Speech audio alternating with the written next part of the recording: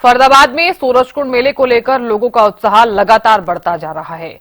वहीं इस मेले में दर्शकों की भारी भीड़ है। आइए हरियाणा न्यूज के जरिए आपको दिखाते हैं आज की खास बातें।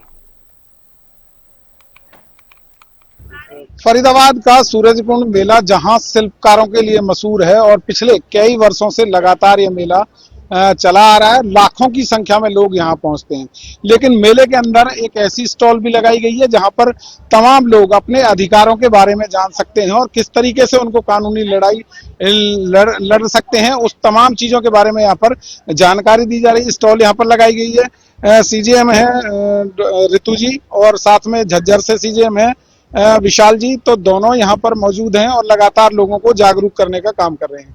ऋतु जी, किस तरीके से देखते हैं, क्या कुछ जानकारियां लोगों को उपलब्ध कराई जा रही है? देखिए, इस मेले में ऐसा अनुमान है कि लगभग 5 लाख के करीब लोग आएंगे।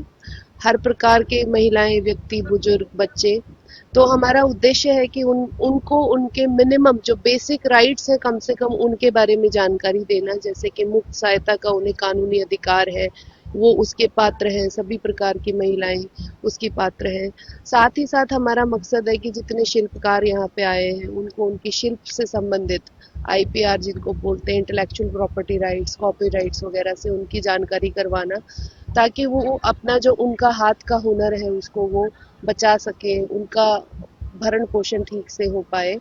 और हमारा एक स्कूली बच्चों के साथ एक कार्यक्रम है, उसमें हम पोक्सो से रिलेटेड बहुत सारी चीज़ों पे बच्चों को जागरूक करते हैं।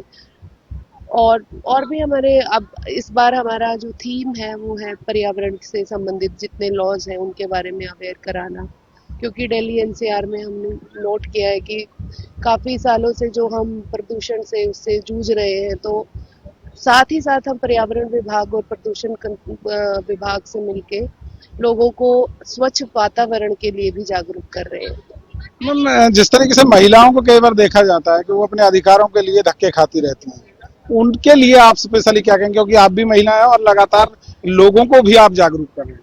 देखिए, सबसे पहले तो हम महिलाओं को ये समझने की ज़रूरत है कि हम अकेले नहीं हैं।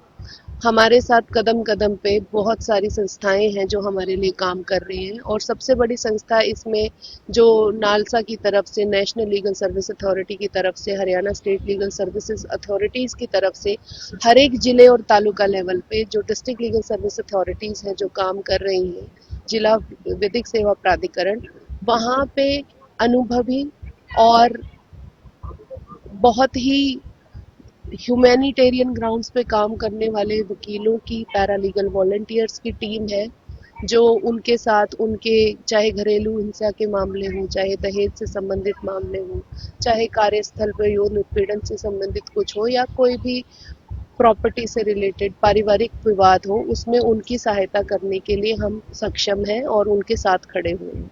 साथ खड़े हुए हैं, क्या उनको कहना चाहेंगे किस तरीके से अपना हक वो ले सकते हैं? कई बार दिक्कतें आती हैं थाने में भी और कई जगह पर, तो काफी महिलाएं तो डर और शर्म के मारे ही नहीं निकलती। देखिए, अगर कहीं पे सबसे पहले हम महिलाओं को ये बताना चाहते हैं कि जो डर और शर्म है वो अपराध से बड़ी नहीं होनी चाहिए। आपको एक अपराध में, कहते हैं ना कि चुप रहने वाला भी उतना ही बड़ा अपराधी होता है जितना कि अपराध करने वाला। परंतु जितने भी हमारे लॉज हैं, जो हमारे कानून हैं, उनमें एक प्रावधान है कि कोई भी विक्टिम, पीड़िता, कोर्ट में या फिर पुलिस स्टेशन में जाती उसकी पहचान उजागर नहीं की जाएगी। तो कम से कम वो ये भूल जाएं कि इस तरह से उनका एक सामाजिक, उनको समाज में मुंह कैसे दिखाएंगे, वो वाला यहाँ पे कवर हो जाता है। और रही बात पुलिस वगैरह में डरने की, तो वहाँ पे हमारे हरियाणा में हरियाणा राज्य विधिक सेवा प्राधिकरण की तरफ से एक स्कीम है जहाँ पे प्रोसिक्यूशन एडवोकेट्स की बात है।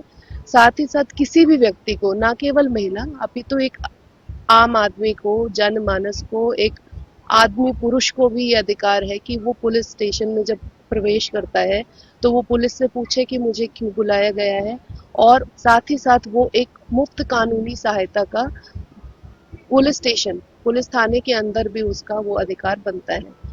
तो वो वहाँ पे डिमांड कर सकता है कि पहले मुझे अपने वकील से बात करनी है, जो कि हर एक पुलिस स्टेशन में हमारी तरफ से एक वकील, जिला विधिक सेवा प्राधिकरण की तरफ से हर एक जिले में वकील की नियुक्ति की गई है। उस वकील का फ़ोन नंबर उस ज़िले में जो पुलिस स्टेशन है वहाँ पे लिखा होगा और उसको बुलाया जाएगा। उस व्यक्ति का ये अधिकार है कि वो पुलिस को कोई भी बात करने से मना करे जब तक कि वो संबंधित वकील साहब वहाँ पे नहीं पहुँच जाते हैं। तो ये थे सीजीएम फरीदाबाद ऋतु यादव, और हमारे साथ झज्जर से यहाँ पहुंचे हैं विशाल जी। इनसे भी हम जान लेते हैं, सर किस तरीके की लोगों को दिक्कतें आती है, आप भी देखते होंगे, और क्या उनका समाधान हो सकता है, किस तरीके से आप इस बात को देखते हैं? देखिए, जैसे आदरणीय सीजे मैम ने बताया, लगभग सारी बातें कवर की हैं। तो बस इसमें मैं ऐड करना चाहूँगा, खासकर लोगों को पुलिस स्टेशन में जाने से ज़्यादा डर लगता है। तो जैसे मैम ने बताया कि वहाँ पर हर एक वकील की नियुक्ति होती है हर पुलिस स्टेशन में, तो उसके साथ साथ एक पैरालीगल वॉलंटियर होता है। वकील के अलावा वो व्यक्ति भी हमारे कानून की जानकारी रखता है, तो वो ऐसे जैसे एक आपका घरेलू व्यक्ति है, इस तरीके से आपसे बात करता है। उसके अलावा वो आपको पुलिस स्टेशन में सारी सुविधाएं आपको मुहैया कराता है, चाहे वकील की हो, चाहे कोई और किसी भी तरह के कानून की जानकारी हो, फ़ोन नंबर्स की, एडवोकेट्स की, और आप कैसे कोर्ट में जा सकते हैं, आपको किसी अस्पताल से कैसे आपको जैसे कई बार एग्जामिनेशन कराना होता है कानून से रिलेटेड, तो उसमें वो आपकी सहायता करता है। विशाल जी, कई बार देखने में आता है कि कुछ लोग जागरूक कम होते हैं, लेकिन उनको लोग गुमराह कर देते हैं। चाहे थाने में जाएं या कहीं भी अपनी शिकायत लेके जाएं, तो उनको गुमराह किया जाता है। किस तरीके से वो निपटे हैं इस तरीके से? देखिए, गुमराह बिल्कुल ठीक बात है कि गुमराह किया जाता है, लेकिन अब काफी समय बदल गया है। और जब उनको दबाने के लिए गुमराह किया जाता है ताकि फैसला हो जाए और बात आगे ना जाए। देखिए, उसके लिए हमारे यहाँ पर एक मध्यस्थता का कानून भी है। हम आपको पुलिस स्टेशन भेजने से पहले भी कई बार ऐसे है कि हम आपका मध्यस्थता कराते हैं, तो उसमें आदमी अपनी दोनों ही अपनी व्यक्ति अपनी बातें रख सकते हैं, तो दबाव वाली बात शायद वहाँ गायब हो जाती है। हमारे यहाँ एक कम्युनिटी मेडिएशन सेंटर हर जिले में स्थापित किया है हालसा ने। तो उसमें क्या है, उसमें आपके गांव का एक व्यक्ति, समाज सेवक, और हमारे दो कानून जानकार जो व्यक्ति हैं वो बैठते हैं। उसमें आप दोनों की बातें सुनी जाती है, उसमें फैसला लिया जाता है। तो काफी हद तक तो उनका ये डर है, ये नकारात्मकता काफी दूर हो चुकी है, और इसमें हम लगे हुए हैं। हमारे बहुत सारी कैंपेन्स हैं, 17 स्कीम्स हैं जिसके बारे में बताए जाते हैं, जो मुख्य रूप से है। तो इसमें काफी हमें सुधार की उम्मीद रही है। पूरी तरह से अधिकारों के बारे में किस तरीके से लोग जागरूक हो सकते हैं, किस तरीके से आप कहना चाहेंगे? देखिए, जैसे हमारा ये स्टॉल है, मतलब यहाँ पर एक अच्छे क्लास के लोग आते हैं, सबसे पहले उनको बताया जाता है। स्कूल के बच्चे आ रहे हैं, लॉ कॉलेज के बच्चे आ रहे हैं, हम उनको पैम्पलेट्स दे रहे हैं, बांट रहे हैं, कानून के बारे में बता रहे हैं, और हम ये भी कह रहे हैं कि आप इसको लोगों को बताइए। ये माउथ टू माउथ एक तरीके का हमारा कैंपेन है, जिसको हम डॉक्यूमेंट्री रूप में भी आपको देते हैं। तो इस तरीके से धीरे धीरे लोगों में धीरे धीरे बदलाव आ रहा है, लोग जागरूक हो रहे हैं। हमारे यहाँ फुटफॉल बहुत बढ़ रहा है। ये शो करता है कि लोग इच्छुक हैं। जैसे कि हमारे साइबर फ्रॉड आजकल बहुत ज्यादा है, हमने उसका नंबर यहाँ लिखा हुआ है, तो लोग इसके बारे में पूछने आ रहे हैं। 1930 नंबर हम बता रहे हैं कि आप इस पे कीजिए, आपकी सहायता होगी। 15100 नंबर है, नालसा का टोल फ्री है, उस पर आप कोई भी कानून सहायता के बारे में पूछ सकते हैं।